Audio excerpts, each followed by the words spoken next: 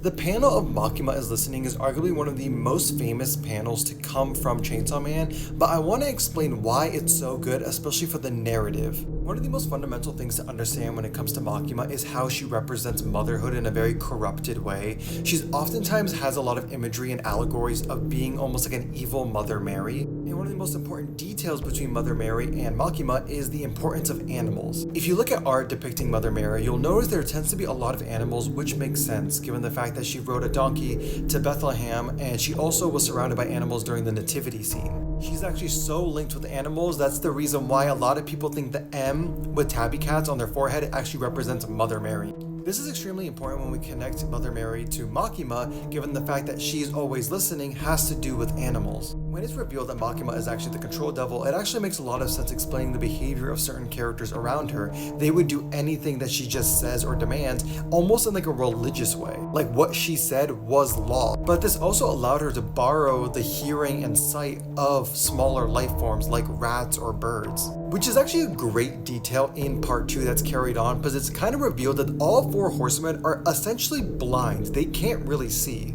So when you go back to the Makima's listening panel, you kind of start to realize Makima kind of makes fun of a lot of the characters by repeating what they said back to them. Remember when Rizé had cut off Denji's hand and was kind of consoling him? Makima did the exact same thing to her. Remember when the series started and Denji said, "If you're gonna get in my way, then die," to the zombie devil? Makima said the exact same thing to him during their final fight. My personal favorite is when Pixie, one of Quan Chi's girlfriends, says corpses are talking to a bunch of people, but she actually says it in Mandarin, this is translated, and Makima says the exact same thing back to them. And remember the tabby cat example? It's actually really funny because Makima is a dog mom, comparing that to Mother Mary's affiliation with cats.